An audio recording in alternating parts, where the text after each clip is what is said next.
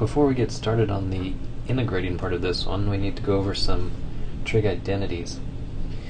Whenever you're integrating and you've got more than one trig function, the arguments need to be the same, because if we were going to use that u is equal to sine of 2x for a u substitution, then du would equal 2 cosine of 2x.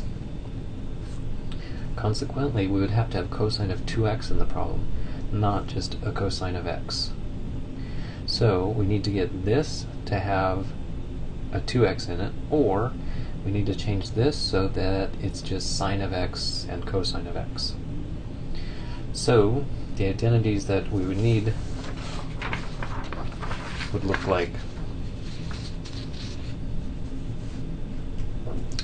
there is sine of 2x equals 2 sine of x cosine of x, to transform that one that has 2x in it.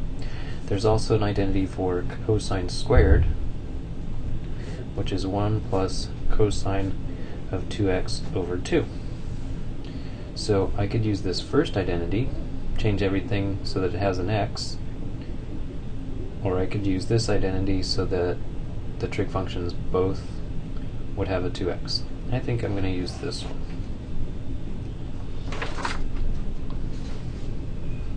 So start by replacing the sine of 2x. So we would have integral cosine squared of an x and 2 sine of x times cosine of x. When dealing with trig integrals, it's a good idea to, either on scratch paper or in your mind, try out different u substitutions. If I let u equal cosine, for example, that can replace those. The derivative of that, the du, would be negative sine of x. The negative isn't a big deal. This has the sine of x, so that sounds like a pretty good idea. I'm going to clean this up a little bit. I could factor out the 2 and rewrite it as cosine cubed times sine of x dx. So then this, being inside the cube function, is a good idea for the u of the u substitution. The derivative of that is going to be negative sine of x.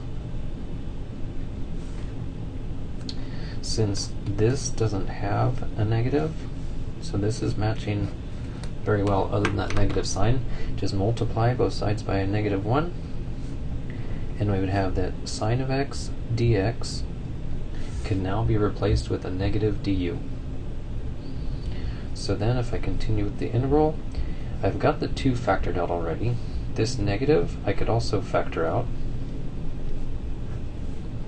We would then have u cubed for the cosine cubed, and then this part becomes the du, and there's a pretty straightforward integral. It's going to become u to the 4 over 4, and then finally replace u and reduce the fraction, and we would have negative 1/2, and then the u is equal to cosine, so it's going to be cosine to the 4th plus a c at the end. Got the fraction reduced, so that should be it.